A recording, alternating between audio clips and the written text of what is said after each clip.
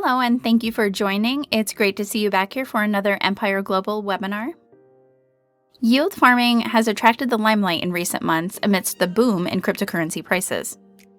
While the long-term impact of the yield farming process and the possibility for obtaining returns are not yet clear, it has certainly done enough to merit a discussion among cryptocurrency enthusiasts. In this webinar, we'll try to explain the mysteries of yield farming in a simple but comprehensive manner.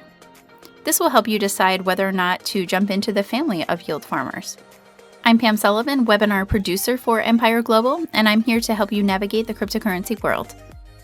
If you have any questions, you'll see the email address here on your screen. That's the best place to send them, info@empireglobal.partners.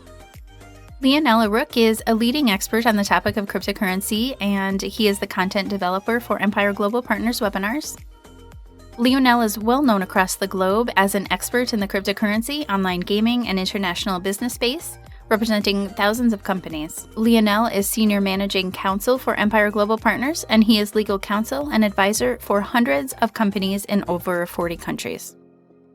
Empire Global Partners is an international consultancy that has served clients from all over the world with a network of attorneys, accountants, and consultants who are pioneers in strategic legal planning for online casinos, banking, and cryptocurrency. They represent hundreds of cryptocurrency companies and several cryptocurrency exchanges where top tokens are traded. Be sure to check them out online at www.empireglobal.partners. All content provided here is for informational purposes only and is not to be substituted for legal advice. Cryptocurrencies are a highly regulated sector, and it is essential that all steps you take when dealing with cryptocurrencies in any capacity or while operating a business related to cryptocurrencies is in compliance with the law. It is highly recommended to get in touch with your legal team about your particular situation and jurisdiction. We'll start today with an introduction to the key concepts in yield farming, followed by a discussion on the functioning of the yield farming process. And finally, we'll talk about the key factors that you should consider before jumping onto the yield farming bandwagon. So let's dive in and learn the basics behind the buzz about yield farming. The first term to know in the world of yield farming is hodlers, and understand why they are a key part of the system. Hodlers is the common term used by the cryptocurrency industry to refer to the people or entities which hold large amounts of cryptocurrencies.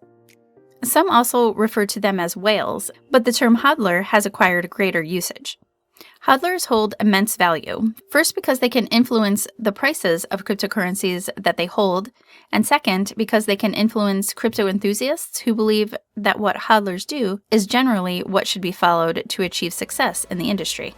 A lot of the cryptocurrency-based businesses are also built on attracting the hodlers to provide their funds for the business, since large transactions bring in greater returns. It is therefore no surprise that there are cryptocurrency exchanges targeted by hodlers. Yield farming is also one of those processes which have emerged to provide hodlers with a path to utilize the large sums of money that they hold for the generation of returns. Many hodlers also feel that their funds should be put to good use to generate returns instead of lying in their wallets, so that they can generate returns instead of depending on the appreciation of the value of the cryptocurrency. Enter decentralized protocols, or DeFi protocols. These protocols promise to revolutionize the world of cryptocurrencies by providing a mechanism through which cryptocurrency transactions could be completed without human interaction. These DeFi protocols could operate automatic crypto exchanges, operate finance facilities, or even run a market maker mechanism. DeFi would lead to a birth of a number of cryptocurrency-based businesses, but it was essential that hodlers are a part of the equation, since any of the possibilities could only work if there are people who use their cryptocurrency. The hodlers were the ideal target group since they hold the most assets and hold the power to make or break a new crypto-based business. Yield farming was one of those instances where the demands of both cryptocurrency-based businesses and hodlers were fulfilled. It showed a path for earning returns to the hodlers, and for the yield farms, it meant a viable business if the hodlers continued to support them by showcasing their trust by depositing their cryptocurrency assets. Hodlers had three main requirements which they wanted to be fulfilled before they trusted any mechanism for depositing their assets. They must know the process which is being used to generate returns through their cryptocurrency assets. They should know where their assets are and if they are being used transparently. And lastly, they want to be in control of their assets and be able to deposit and withdraw them without any intervention. In came yield farming, which ticked most of the boxes for the hodlers. First, it had the potential to generate decent returns based on the hodled coins if it was used carefully. Second, the code which was being used for yield farming was generally available to view. And lastly, yield farmers under ideal circumstances should also be able to withdraw their assets at any time with minimal losses. Yield farming, however, needs experience and knowledge to be done right, and there is a potential for significant losses if mistakes are made in the selection of the right platform or the right strategy. So now we know the background for yield farming, let's jump ahead and try to understand how the process works. The process of yield farming starts with depositing your cryptocurrency assets into something called a liquidity pool.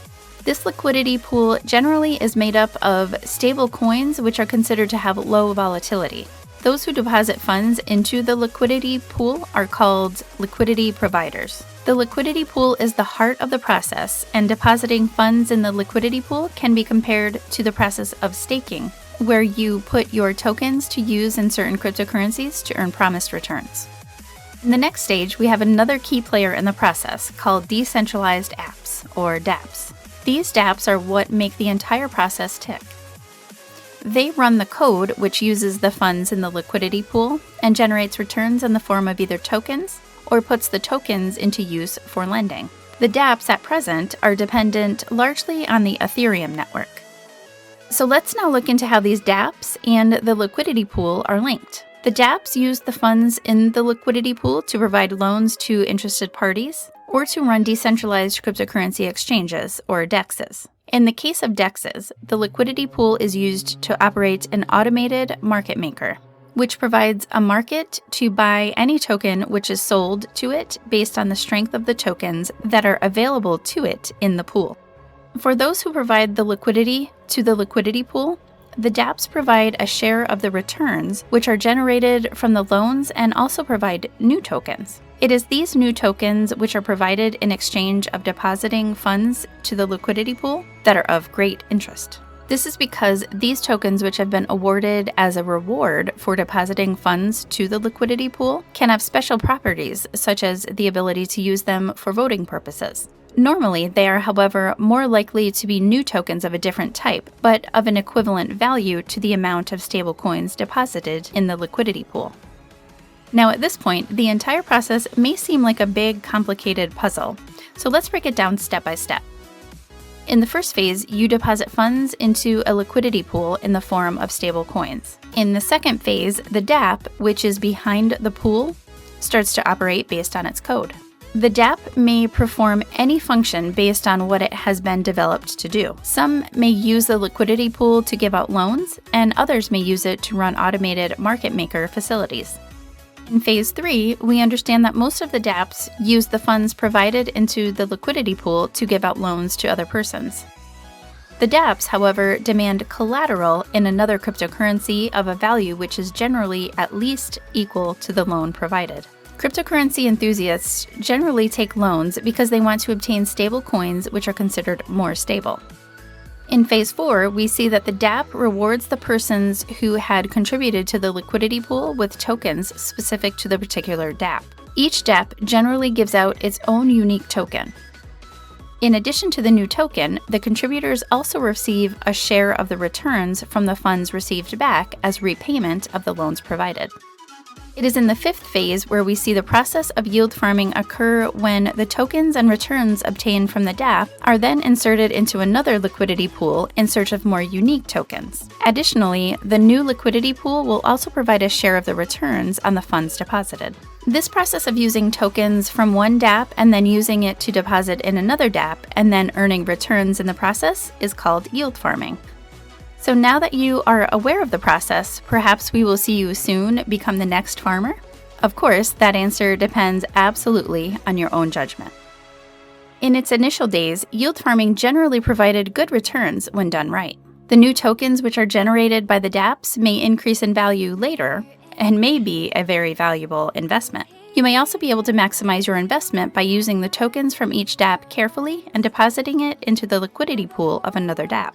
The tokens from this second DApp can now be put into good use again in a third DApp, and the process can go on and on. As of now, yield farming has provided decent yields when done right with a good amount of knowledge about the process. It is particularly rewarding for hodlers because they deal in large amounts of cryptocurrency and their returns are not easily diminished because of the huge amounts that you have to pay for gas in Ethereum. For small cryptocurrency investors, the high value of gas may make the investment unsustainable. For them, the only possible reward is that they may receive the next big token generated by a DApp by depositing funds into its liquidity pool. For the small hodler, you must understand the exact value of yield that you would generate by putting your funds into the liquidity pool, because the cost of gas at the time of depositing and withdrawing the funds may make it unviable. So finally, we can say that you may jump into the Yield Farmers group if you have understood all of the risks and you think that it fits your particular situation. But yield farming is not risk-free. You can easily lose all the funds that you have deposited in the pools because of an error in the code of the DApp. The tokens that you may receive from a DApp may also not be of an equivalent value as the funds that you have deposited into a DApp. You must understand that most dApps want only stable coins to be deposited into the liquidity pool. The yield farming process is also dependent on an immature market, and it needs constant supervision. The value of the tokens fluctuates tremendously. Some of the tokens provided by the dApps may lose value immediately. You may not be able to use those tokens to release the funds deposited into the liquidity pool. In some cases, the pool may itself become empty, leaving you with a token of much lower value than your investment. And finally, you must understand that it is a market for experts and large hodlers who can afford to lose money. There is no protection for the investor and no regulation. If you cannot afford to lose funds, it is better to stay on the sidelines until more regulation covers the industry. We hope that this webinar has helped you learn about yield farming, and please let us know through the comments any topics you'd like to see in a future webinar. And be sure to connect through YouTube as well as Facebook, Twitter, and Instagram, and please submit questions to info@empireglobal.partners. That will come directly to our representatives who monitor this email 24/7. Thank you so much for joining, and we will see you soon.